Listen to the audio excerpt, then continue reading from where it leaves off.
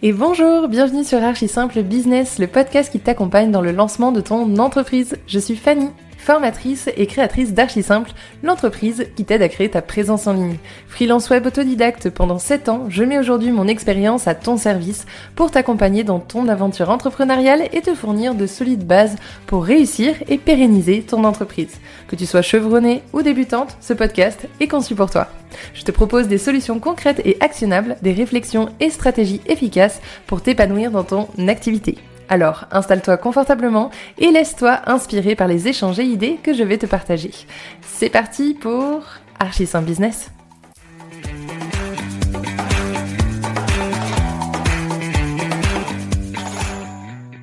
Nous sommes aujourd'hui réunis pour parler de booster sa productivité et arriver à maintenir sa motivation dans le temps.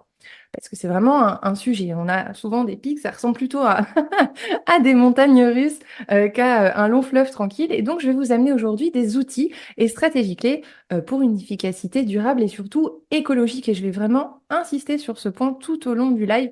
Écologie, c'est-à-dire ne pas s'épuiser. Et on va voir ça. Donc, l'objectif aujourd'hui, c'est de vous fournir des outils concrets, des stratégies, des méthodes pour justement améliorer votre productivité. Renforcer la motivation sur le long terme, pareil, vous amener des clés, des solutions, des méthodes. Et bien sûr, encourager l'action et l'engagement dans le temps avec voilà, toujours des outils, des solutions diverses et variées. Tout n'est pas à prendre. Il faut toujours prendre ce qui résonne avec vous, avec votre projet, avec ce que vous avez besoin. C'est très important. Moi, je mets plein de petits cailloux sur le chemin, mais voilà, ils sont pas tous forcément adaptés à votre besoin. Donc voilà, il n'y a pas de règle. Donc, chaque jour, nous avons l'opportunité de transformer nos rêves en réalité. Mais comment rester sur la voie du succès jour après jour? Eh bien, c'est un peu la question que je me suis posée parce que dans l'entrepreneuriat, et je pense que vous serez d'accord avec moi, on a quand même un épuisement. Au bout d'un moment, on a un peu de lassitude qui arrive, même si on est de bonne humeur, même si voilà, on est quelqu'un d'assez positif, c'est quand même assez lourd. Donc, l'idée, c'est de rester voilà, motivé dans le temps. Donc, il faut savoir que la productivité, c'est pas juste l'accomplissement de certaines tâches. Mais du coup, qu'est-ce que c'est que la productivité? Et pour celles qui sont là depuis longtemps, eh bien, vous le savez, j'adore les définitions. Voilà, je trouve que c'est important de mettre des définitions, de savoir de quoi on parle, pour qu'on ait tous la même base, le même socle de connaissances et qu'on parle des mêmes choses. Donc, la productivité. La productivité est souvent mal interprétée comme une simple mesure du volume du travail accompli. En réalité, et vraiment je le pense sincèrement, être productif signifie atteindre des résultats significatifs avec une optimisation de nos efforts et une satisfaction personnelle, mais c'est surtout l'art de faire ce qui compte vraiment de la manière la plus efficace. Et en y trouvant son compte aussi. Si on est productif mais à nos dépens, sans respecter notre écologie, en s'épuisant, finalement, cette productivité, elle n'est pas pérenne. Elle va être ponctuelle et on va être dans ce système de d'entier, un peu là, de montagne russe. Et du coup, on génère de l'épuisement et on génère aussi l'irritabilité, des burn-out, etc., etc. Donc, c'est un peu ça que je voulais vous amener. Il existe aujourd'hui 4 piliers à la productivité, le premier étant de savoir gérer efficacement son temps. Le second, de prioriser les tâches qui comptent vraiment. Donc ça aussi, c'est souvent, je ne sais pas si ça vous arrive aussi, mais de trouver toujours des petites tâches qui n'étaient pas là. Puis finalement, on se dit, ah bah si, je vais faire ça là, alors qu'on était en plein milieu, en pleine inertie sur quelque chose qui nous enchantait un petit peu moins. Et on se retrouve à prioriser des tâches qui ne sont pas vraiment importantes, qui ne comptent pas vraiment pour l'objectif ou la stratégie qu'on a mis en place pour la journée, pour le mois, pour la semaine, etc. Donc ça aussi, il y a des outils qui existent pour arriver à prioriser. Donc on va voir tout ça. Réduire les distractions, donc ça c'est ce que je vous disais, on a souvent ces petites tâches, on s'auto-distrait la plupart du temps, et il y a aussi les distractions aux alentours, et trouver un équilibre sain entre le travail et la vie personnelle, car je le rappelle, vous êtes votre entreprise, mais pas tout le temps. Vous êtes aussi un être humain, vous n'êtes pas que la machine, vous êtes aussi le pilote de la machine. Et si le pilote à un moment ne va pas bien, si le pilote n'a pas aussi son pourcentage à lui pour son temps à lui pour justement être bien, eh bien, la machine derrière, elle est dysfonctionnelle.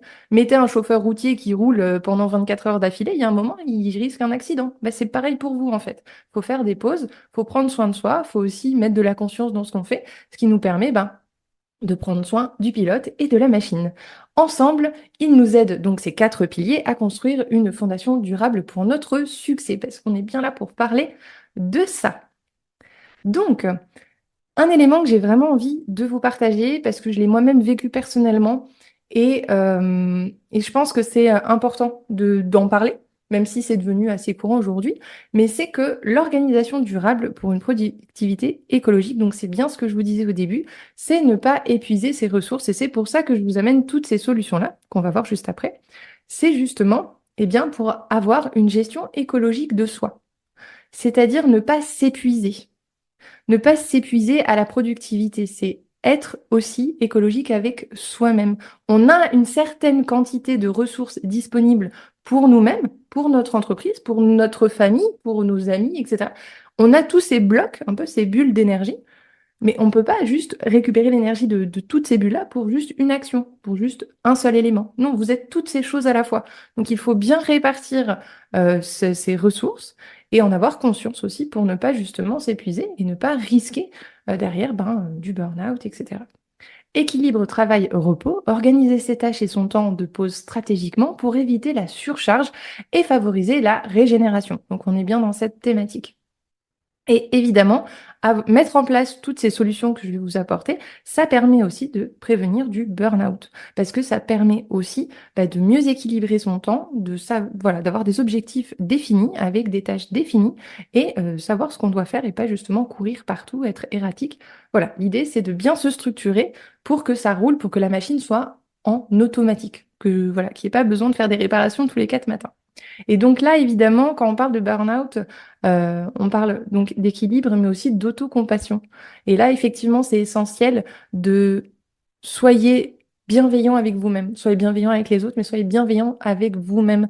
Il y a des jours où ça fonctionne pas, il y a des jours où on n'y arrive pas, il y a des jours, voilà, et c'est complètement OK. Donc voilà, de la compassion pour soi-même, on n'est pas des machines, on est des pilotes. Et les pilotes, c'est des humains. Et donc, du coup, voilà, de bien faire attention à ça.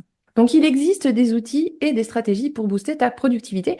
Et justement, on va voir comment ça fonctionne, lesquels ils sont et comment on peut concrètement les appliquer au quotidien. Parce que c'est bien beau la théorie, mais la pratique, c'est encore mieux. Hop là. Donc, là, ce qu'on va voir, c'est prioriser ses tâches et structurer sa journée pour maîtriser sa concentration et donc son efficacité et donc sa productivité. En premier lieu, il y a prioriser ses tâches avec la matrice Eisenhower. Je crois que je le prononce bien. Et là, en fait, la matrice Eisenhower, qu'est-ce que c'est? Eh bien, c'est un outil de prise de décision qui aide à trier les tâches en fonction de leur urgence et leur importance. Il s'agit de distinguer ce qui doit être fait maintenant, ce qui peut être planifié, ce qui peut être délégué et ce qui devrait être éliminé. Parce que c'est vrai qu'on a souvent des tâches qu'on se met, finalement, elles perdent de leur valeur, elles perdent de leur importance dans le temps. Et le fait de justement, dès le début, faire ce tri-là, ça nous permet de ne pas mettre de l'énergie dans des tâches qui ne seraient pas bénéfiques, qui n'apporteraient pas de valeur ajoutée à notre entreprise, ou en tout cas à nous, ou à ce pourquoi on est en train de travailler actuellement. Chacun aura évidemment son idée en tête, je n'en doute pas. Donc, comment on applique concrètement cette matrice-là? Donc, pour l'appliquer, eh bien, on commence chaque jour ou chaque semaine par répertorier toutes les tâches à accomplir. Donc, ça va être, par exemple, si je décide cette semaine, donc c'est un groupement de tâches, si je décide cette semaine de lancer ma stratégie sur les réseaux sociaux, ça peut être de me dire, bon, il faut que je prévoie de faire un post plus un carrousel, plus un réel sur Instagram et Facebook. Donc ça, il faut que je le fasse cette semaine. D'accord, très bien. Donc je répertorie mes tâches. Donc il faut que je les poste, mais il faut que je les crée. Il faut que je crée les contenus. Il faut que je fasse les visuels, etc., etc. Et puis derrière, il faut que je les planifie et que je les poste. Il faut que je fasse aussi les descriptions de ces posts-là, etc. Donc ça, c'est, admettons, on est lundi, j'ai ce bloc-là qui est là. Et du coup, j'ai répertorié toutes mes tâches, tac, tac, tac, tac, tac, à accomplir. Et ensuite, avec ces tâches-là, eh bien, on va aller compléter directement, eh bien, la matrice que je vais vous montrer tout de suite. Donc, c'est une matrice qui a été empruntée à Asana, qui est un outil qui fait justement de la gestion de projet. Donc là, on a cette matrice avec double entrée, donc urgent, non urgent, important, non important. Et en fait, on va récupérer chaque élément de notre liste et on va aller la mettre dans tel ou tel endroit. Donc, urgent, important, bah, il faut absolument, si je veux pouvoir faire lancer ma stratégie, il faut absolument que je crée mes contenus, il faut absolument que je fasse mes visuels, etc. Donc ça va aller dans urgent, important, parce que j'ai envie que ça sorte, je sais pas, mercredi, et on est lundi, donc ça c'est urgent. Et en même temps, à côté, j'ai eu plein d'idées pour justement plusieurs postes pour toutes les semaines à venir, etc. Bah, ça, c'est non urgent, c'est-à-dire que j'ai pas besoin de créer tous les postes d'un coup. Je peux, si je suis dans une posture d'urgence, je peux les décaler à plus tard. Donc, je les mets dans les non urgents.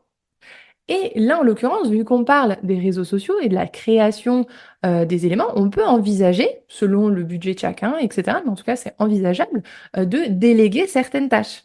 On en a parlé dans le live précédent. Moi, je travaille avec une community manager. On fait du 60-40. Moi, je crée 60%. Bon, dans tous les cas, on repasse sur tous les sujets et tout. C'est moi qui valide tout. Mais ce que je veux dire, c'est que, par exemple, les visuels, elle les crée. Donc, on peut envisager de déléguer certaines tâches si justement par rapport à notre écologie, par rapport à notre équilibre, on se rend compte que ben, être au four et au moulin, plus être derrière, je veux dire, admettons qu'on fasse de la conception de produits, on construit notre produit, admettons que je suis couturière et que je fais des vêtements pour enfants, ben, je fais mes vêtements pour enfants. Il faut que je les prépare, il faut que je les fasse, etc. Puis derrière, il faut que je fasse mes photos, ça, il n'y a que moi qui peux les faire, etc. Donc ça. Par contre, est-ce que je peux pas déléguer finalement le sujet des descriptions des postes ou voilà, de venir les améliorer, etc. C'est une vraie question. Et en fait, ça permet de se poser ces questions-là et de voir qu'est-ce qui est à abandonner aussi. Là, un point qui serait intéressant, c'est par exemple si je veux faire 5 postes par semaine, ce qui est énorme. Si je veux faire 5 postes par semaine, bah là, je me rends compte qu'en fait, il faut que j'en fasse que 3 parce que mon écologie personnelle ne me permet pas d'en faire 5 parce que justement, j'ai au moins un jour de compta par semaine. J'ai aussi un jour, voire 4, où je dois confectionner mes produits, etc. Donc, je ne peux pas m'occuper spécialement des réseaux, mais j'ai quand même besoin d'être présente. Bon, bah, je peux envisager de réduire et donc d'abandonner certains de mes postes, par exemple. Donc voilà, c'était pour l'exemple. J'espère que c'était suffisamment parlant. Et donc, du coup, là, on a vu comment gérer, hein, c'est comment définir ses tâches et les prioriser. Et maintenant, c'est on va voir comment structurer sa journée avec la méthode agile. Alors, est-ce que ça vous parle un peu? Est-ce que ça vous parle un peu la méthode agile? Est-ce que vous en avez déjà entendu parler peut-être? Est-ce que vous avez une idée de à quoi ça peut ressembler? Dans tous les cas, je vais illustrer un peu tout ça, mais c'est histoire de voir si, voilà, si déjà ça vous parle. Aucune idée. Ok, ça marche, il n'y a pas de souci. Eh bien, la méthode agile, on va déjà, bah, comme vous l'aurez compris, on va poser la définition. Donc, structurer sa journée avec la méthode agile. La méthode agile est une approche flexible de gestion de projet qui valorise l'adaptabilité et se base sur des cycles courts et itératifs. Donc là, pour ceux qui me connaissent depuis un petit moment, vous savez que j'adore la méthode incrémentale. J'adore tout ce qui est flexible, tout ce qui s'adapte, tout ce qui est avec des cycles et où en fait on revient assez régulièrement. Pourquoi? Eh bien simplement parce que ça nous permet de se rendre compte de nos erreurs, de nos défis, hein, des avantages aussi de certaines stratégies ou de certaines actions avant d'avoir fait l'intégralité du processus et de se retrouver 6 mois plus tard en se disant, bah mince, c'était pas la bonne voie. Donc, on est toujours dans cette dynamique-là. La méthode agile, c'est finalement des cycles courts qui vont venir se répéter et dans lesquels, en fait, on va venir mettre les tâches qu'on a justement avant catégorisées simplement. Quand on parle de méthode agile, on parle de sprint de travail. Et là, ce sont justement ces périodes courtes sur lesquelles on se concentre et sur lesquelles on va venir accomplir justement ces groupements, ces ensembles de tâches qu'on a prédéfinis en amont. Comment on applique la méthode agile? Eh bien, on regroupe chaque début de semaine, chaque lundi, on regroupe nos tâches. Donc ça peut être les sprints. Normalement, c'est dans le cadre de développement, enfin la méthode agile, normalement, c'est dans le cadre de développement de logiciels ou d'applications, ce genre de choses. C'est aussi très utilisé dans les startups. Les startups utilisent beaucoup ça parce qu'elles ont vraiment une évolution qui est assez rapide. Donc, elles ont un besoin, en fait, rapide de se mettre de se mettre à la page, de réagir, en fait. On peut pas attendre d'être à la fin du cycle de 6 mois pour se dire qu'il y a eu un souci. Non, on est sur des développements rapides, donc il faut qu'on réagisse rapidement si quelque chose ne va pas. Donc ça, c'est issu de cet univers-là. Et là, moi, j'essaye de vous l'adapter. Je l'utilise d'ailleurs, je l'ai adapté à l'entrepreneur finalement, au solopreneur, etc. Et donc, on va se dire que on regroupe et on planifie nos tâches pour le sprint. Un sprint, là en l'occurrence, moi je vous conseille que ce soit une semaine. Mais ça peut être 2 semaines, ça peut être 4 semaines, ça peut être 3 semaines, selon votre besoin. D'accord? Mais on va partir sur une semaine.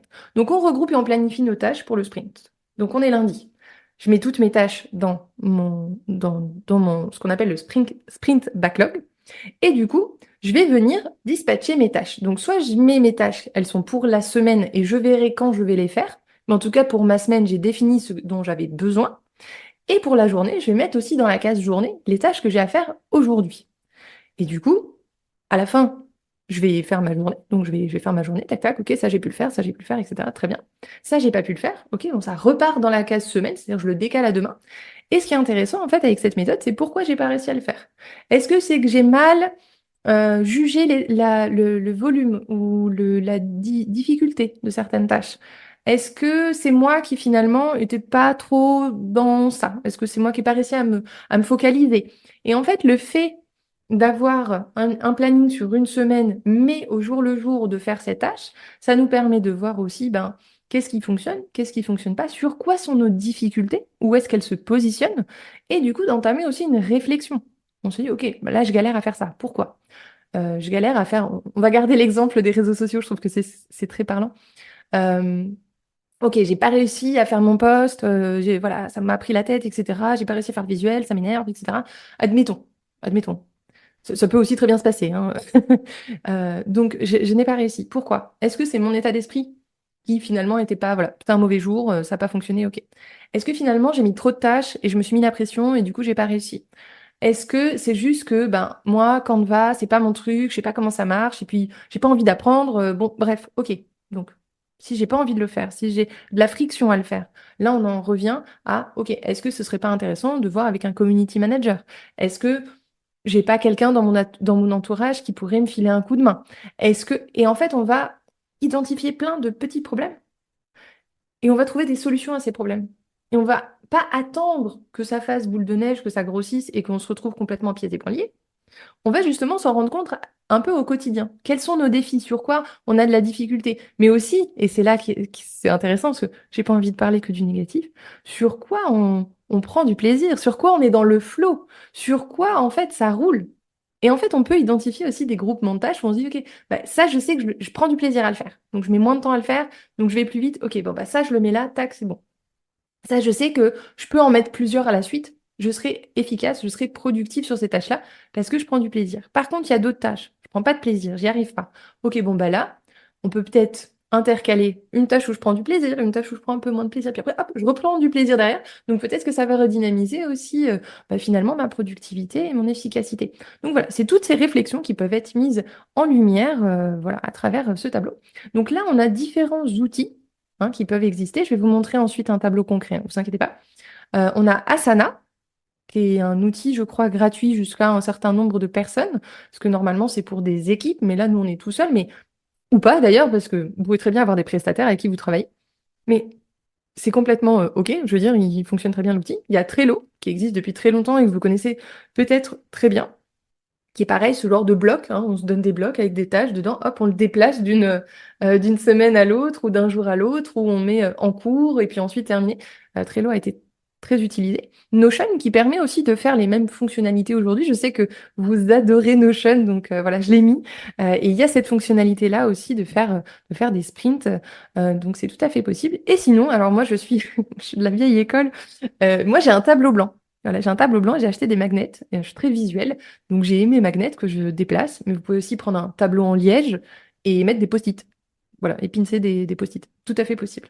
Alors, la concentration avec la technique Pomodoro. C'est une méthode de gestion du temps qui utilise un minuteur pour diviser le travail en périodes de concentration de 25 minutes, entrecoupées de pauses de 5 minutes. Après chaque 4 Pomodoro, on fait une plus grande pause qui varie entre 15 et 30 minutes. Pourquoi C'est intéressant. Eh bien, parce que on part du principe qu'on a une vingtaine de minutes d'attention. Et vous savez qu'aujourd'hui, dans notre milieu actuel, dans notre contexte, notre attention diminue. On est vraiment sursollicité, que ce soit à la télé par les publicités, dans la rue, dans le métro, sur le téléphone, etc., etc. Donc, notre niveau d'attention, il baisse. Là, cette technique-là, elle propose justement, OK, on a 20 minutes de, de concentration, où on est vraiment concentré et on est vraiment productive et efficace, eh bien, de faire des blocs de 25 minutes, mais pas plus.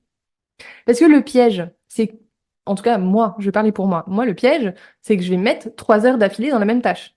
Et il y a des jours où à part pour manger, je prends pas de pause. En fait, je m'épuise. Parce que si j'ai que 20 minutes de concentration, mais que j'utilise 3 heures, je suis en déficit, je crée de la dette, en fait, par rapport à mon écologie personnelle, par rapport au niveau de ressources que j'ai à disposition. Je suis en déficit. Je crée de la dette avec moi, envers moi-même, envers mon niveau d'énergie disponible. Là, cette technique-là, elle permet finalement de faire des blocs scindés. On sait qu'après 25 minutes, on a une pause de 5 minutes, mais une vraie pause, hein. C'est pas une pause, je me mets sur le téléphone. C'est une pause. Si vous avez si vous êtes en appartement, vous ouvrez la fenêtre, vous regardez dehors. Si vous avez la possibilité d'avoir le jardin, vous sortez et vous, sans rien. C'est vraiment vos 5 minutes à vous. Elles sont à vous, avec vous-même. C'est très important. C'est vraiment de se prendre vraiment 5 minutes pour vous, où le cerveau, il se détend, il relâche, il voit de l'horizon. Il respire, ça. Voilà, faites même un petit respire relax de quelques minutes. C'est génial, juste des respirations comme ça, et ensuite vous rattaquez. Et le fait, en fait, de nous donner des pauses, ça nous rend plus productifs, ça nous rend plus efficaces. Mais c'est surtout que ça nous rend plus concentrés, parce que tout ça, ça vient de la concentration. Donc c'est très intéressant.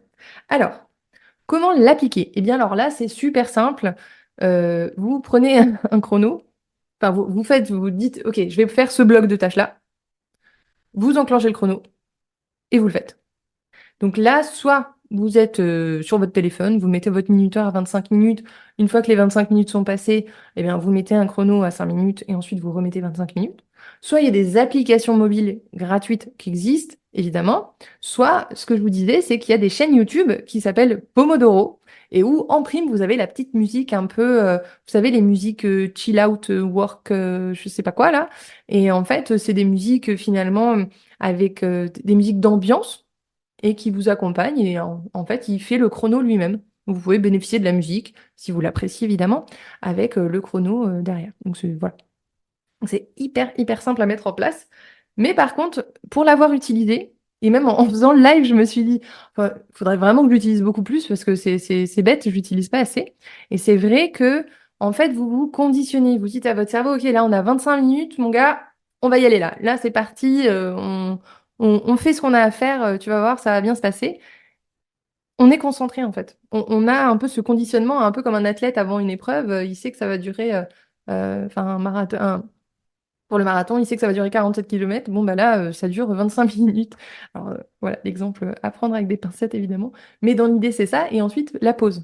Donc, on lui demande un effort. Et ensuite, on le récompense aussi en lui disant, OK, c'est cool, t'as fait l'effort. Maintenant, on prend 5 minutes de pause. On souffle. Et ensuite, on réattaque. Donc, voilà. Il existe aussi des pomodoro de 50 minutes. Pour ceux qu'on... Voilà, parce qu'on n'est pas tous égaux non plus, hein. Peut-être qu'il y en a qui sont plus... qui ont plus de facilité que d'autres ou qui ont plus de concentration, etc. Donc, c'est tout à fait possible. Une petite astuce aussi que je voulais vous glisser assez rapidement, c'est la règle des 2 minutes. C'est-à-dire que si tu as une tâche qui peut être accomplie en moins de 2 minutes, il faut la faire immédiatement. Parce que sinon, ça crée de la charge mentale. Vous savez, ces petites tâches qu'on a à faire, puis on se dit, ah, mais comme je peux le faire rapidement, je le mets de côté. Et finalement, ça vous prend de la bande passante. Parce que c'est dans votre tête. Et pour peu que vous le notiez pas, non seulement c'est dans votre tête, mais en plus vous mettez la pression parce que il faut pas l'oublier. Donc du coup, vous prenez de la bande passante d'énergie en fait à justement penser à ça. Donc si vous avez une tâche qui peut être accomplie en moins de 2 minutes, on l'a fait. Hop, c'est fait, on check. Le bullet journal aussi, c'est très intéressant. Le but étant pas de se noyer dans les tâches à faire, mais ça permet aussi de voir qu'on avance. D'une manière ou d'une autre, si vous pouvez marquer votre avancement sur un journal, sur votre Google Agenda, dans un calepin, votre agenda, peu importe, ou même une note sur votre ordinateur. Ça permet aussi de vous dire que vous faites tout ça, mais voilà à quoi ça sert aussi. Parce que on est le juge. C'est-à-dire qu'on est là, nous, on est très sévère avec nous-mêmes.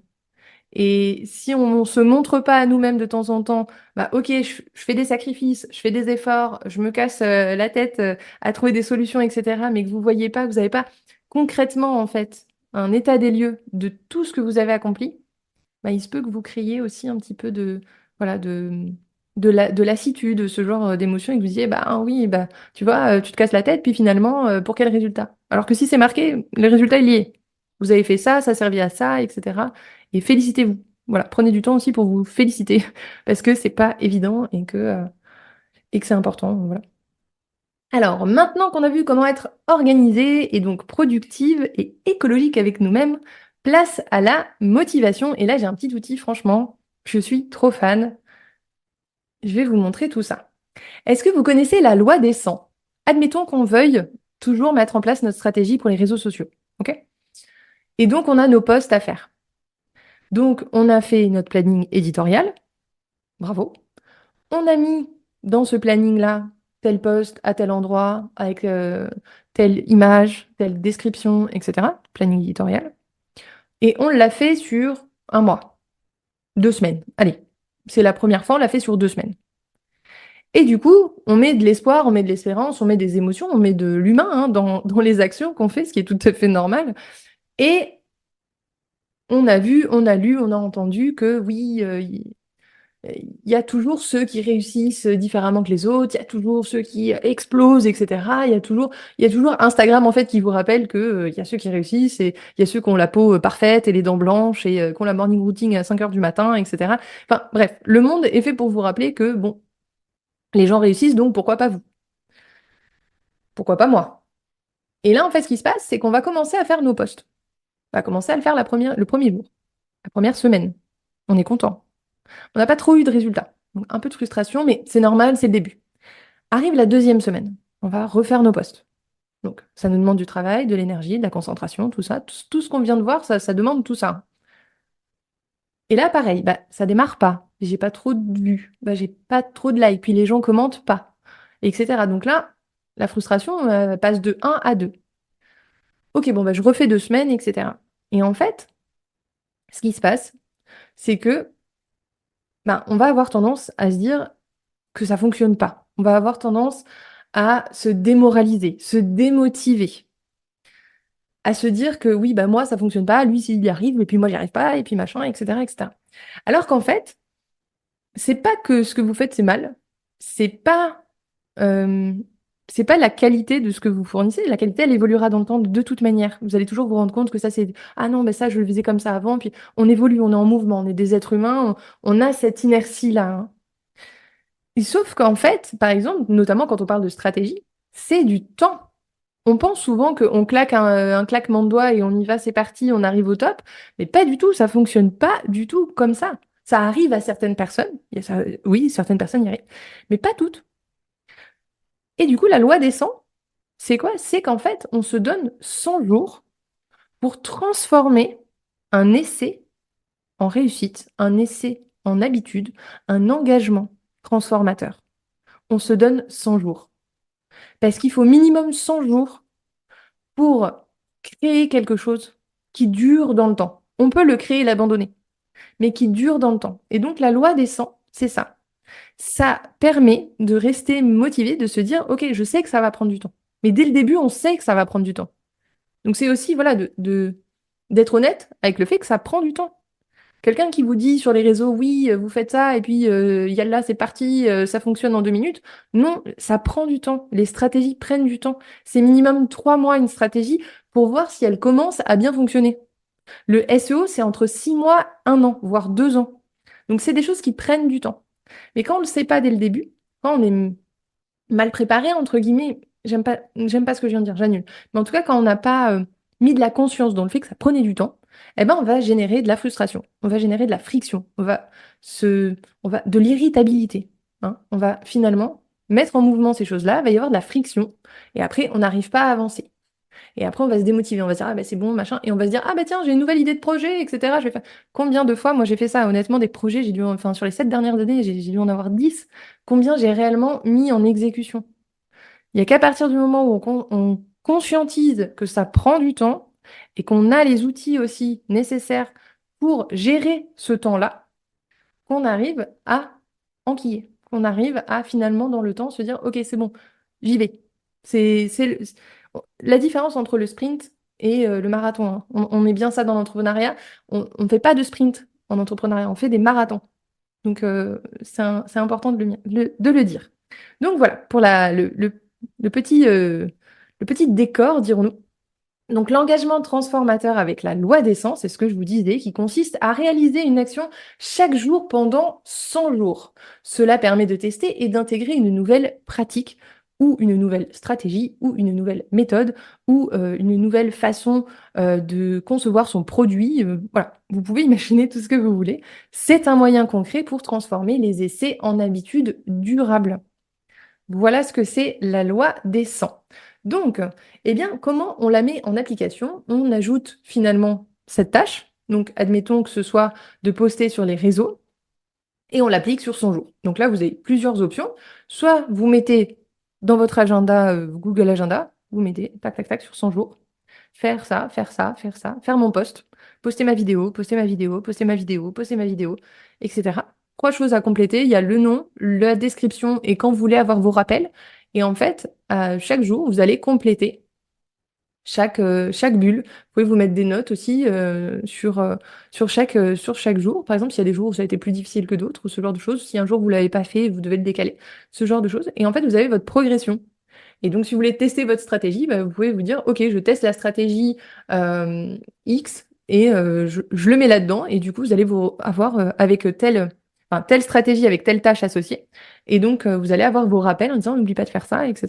Donc, voilà. Je trouvais ça plutôt chouette. Parce que ça permet de voir sa progression. En fait, c'est toujours pareil quand on n'a pas de, il faut un miroir en fait. Il faut quelque chose pour voir. Quand on est toujours dans le flux continu de l'entrepreneuriat, qu'on s'arrête pas, qu'on a la tête dans le guidon, etc. On se rend pas compte de tout ce qu'on a fait avant.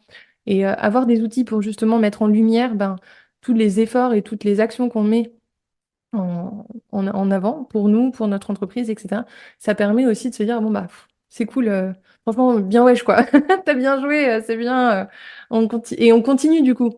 Quand on voit qu'on a progressé, on a envie de continuer. C'est ça. Quand vous, je sais pas, moi je sais que la plus grande progression que j'ai eue, j'ai passé le permis assez tard, quand j'ai vu la courbe de progression d'apprendre à conduire, j'étais là, mais c'est trop bien, j'ai trop envie d'aller plus loin, j'ai trop envie d'en apprendre plus, ça allait tellement vite, et je le voyais concrètement, les résultats. C'est voir les résultats pour se dire, bah, j'ai envie de continuer. Donc, euh, donc voilà. Et donc le lien, alors excusez-moi, je vous fais des petites crises épileptiques là. Hop. Et donc le lien, c'est www.lawofcent.com. Donc, je vous mettrai le lien dans le mail si jamais vous voulez utiliser cet outil-là. Il en existe peut-être d'autres aussi, je ne sais pas, à voir. Et donc, une chose que je voulais vraiment vous partager, c'est je ne pense pas qu'on puisse réussir durablement, de façon pérenne, sans le bien-être. Je pense sincèrement que c'est pas possible. Simplement parce que, encore une fois, vous êtes le pilote de la machine. Si le pilote ne va pas bien, la machine ne va pas bien. C'est mathématique. Je pense pas qu'on puisse porter le masque. Clin d'œil est là. Je ne pense pas qu'on puisse porter le masque euh, tout le temps. Il y a un moment, on doit le faire tomber. On doit, on doit être nous. On doit prendre du temps pour nous. On peut pas juste se dire oui, je suis une warrior, j'y arriverai, j'y arriverai. Parce qu'en fait, ce qu'il y a au bout du chemin, c'est le burn-out, c'est la dépression, vous l'appelez comme vous voulez. Mais moi, je l'ai fait. J'ai testé, hein, je suis une warrior, j'y arriverai, enfin voilà, rien ne peut m'arriver, etc. J'ai essayé, ça ne fonctionne pas. C'est faux. Le corps, à un moment, vous dit stop. Si la tête, elle, a décidé de continuer, le corps, lui, à un moment, vous dit stop et il vous arrête net. C'est-à-dire qu'il y a un moment, vous tombez. Et c'est littéral. Ce que je vous dis, c'est que vous tombez littéralement sur le sol de votre cuisine et vous n'arrivez plus à vous relever. Eh ben, je peux vous dire que je vous le souhaite pas. Donc, le bien-être de l'entrepreneur très important. Prenez des rendez-vous avec vous-même. Vous le notez dans votre agenda. Vous allez vous faire les ongles ou vous allez faire une partie de tennis ou juste marcher dans la nature. Mais prenez du temps pour vous. Marquez vos pauses dans votre agenda. C'est important. Envoyez ce message aussi à votre corps, à votre tête, que vous avez conscience qu'il est là, qu'il vous porte et que vous le soutenez aussi. Vous le soutenez. C'est super important de prendre des moments pour soi. Parce que dans les moments où vous allez devoir justement dépasser vos limites, et il y en aura, c'est évident, eh bien, si vous n'avez pas fait ces petits efforts en amont de communication finalement avec vous-même, de dire, OK, bon bah, voilà, je t'ai donné du temps, maintenant j'ai besoin que tu m'en donnes un petit peu aussi, ben, c'est là où vous allez vous cramer. C'est là où finalement la barre, elle va descendre et vous allez créer de la dette en fait derrière. Donc, vous êtes votre entreprise, je viens de vous le dire. Et très important, notre capacité à être productif est directement liée à notre bien-être. Et là, ça passe par un sommeil de qualité, une bonne alimentation, ça passe aussi par de l'activité physique. Je suis pas en train de vous dire d'aller faire du crossfit, c'est pas du tout ça. Mais aller marcher une demi-heure par jour, c'est vraiment l'idéal. Euh, voilà, juste aller marcher, juste de l'activité, aller au moins marcher. C'est bon pour le cœur, c'est bon pour la tête, c'est bon pour plein de choses. Essayez voilà, de trouver des choses, des activités qui vous font du bien. On en a parlé dans des lives précédents. Qu'est-ce qui vous réénergise? Qu'est-ce qui vous donne de l'énergie? Qu'est-ce qui vous fait vous sentir vivant? Notez ces choses-là et voilà, mettez-les dans un coin et quand vous en avez besoin, bah, vous pouvez faire ça, ces choses-là. Et effectivement, ce sont les piliers d'un esprit vif et d'un corps prêt à relever des défis. Parce que l'entrepreneuriat, c'est bien des défis. C'est bien de ça qu'on parle. C'est toujours se creuser la tête, essayer d'être mieux que ses concurrents, de faire mieux que machin. C'est essayer d'être toujours une meilleure version de soi-même. C'est toutes ces choses-là, ça demande beaucoup d'énergie. Donc, si vous voulez pouvoir y arriver, pensez à vous. Et il y a aussi d'autres petites astuces pour évidemment rester non pas alors motivé, mais aussi avoir l'esprit clair.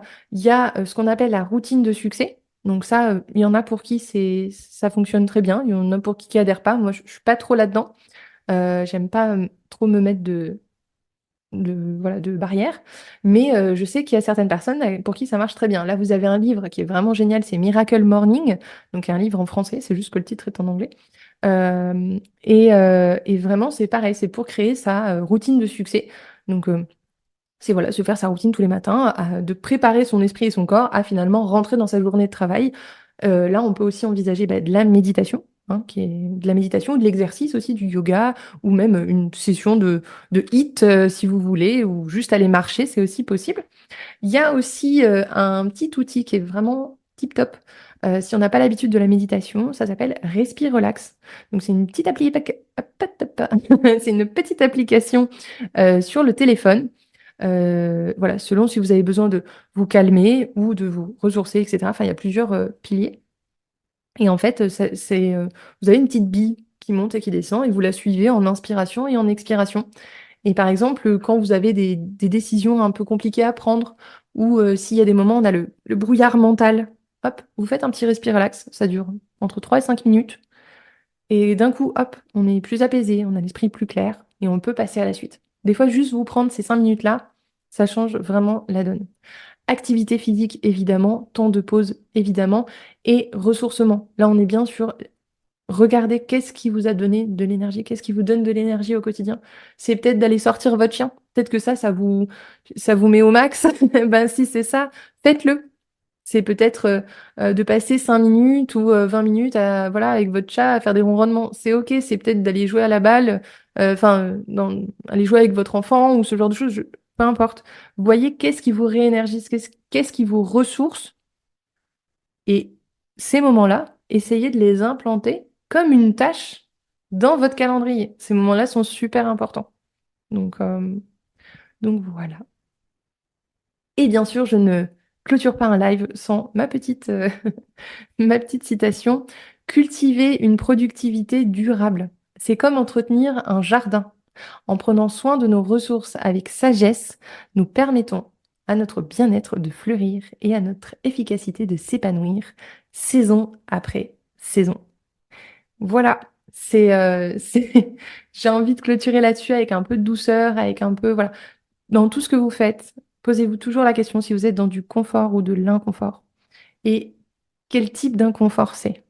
Il y a l'inconfort de ah, j'ai pas la compétence ou je sais pas faire, etc. Il y a cet inconfort-là. Ok, bon, il y a une solution. Et il y a l'inconfort de ok, j'ai écouté un tel qui m'a dit qu'il fallait que je fasse ça, sauf que moi, j'ai pas du tout envie de prendre telle direction avec mon entreprise ou j'ai pas envie de faire telle chose parce que ça n'est pas aligné avec l'entrepreneur que je suis, etc. Posez-vous toujours cette question de, oui, voilà, d'alignement entrepreneurial. J'en parle assez régulièrement. C'est vraiment très important parce que ça permet aussi voilà, d'être aligné avec soi-même, de pas créer de la friction, de pas perdre de l'énergie et suivre son intuition. Ça, c'est fondamental. Je vous invite vraiment à le faire. Cet épisode est désormais fini. Je te remercie d'avoir écouté le podcast Archi Simple Business. Si cet épisode t'a plu, n'hésite pas à me le faire savoir en notant ce podcast et en mettant un commentaire sur ta plateforme d'écoute. Je te donne rendez-vous tous les lundis matins à 7h pour le prochain épisode. Si tu veux aller plus loin, rejoins-moi tous les jeudis pour nos lives hebdomadaires. Inscris-toi dès maintenant pour recevoir les invitations et participe en direct. Je te dis à très bientôt pour un nouvel épisode de Archi Simple Business.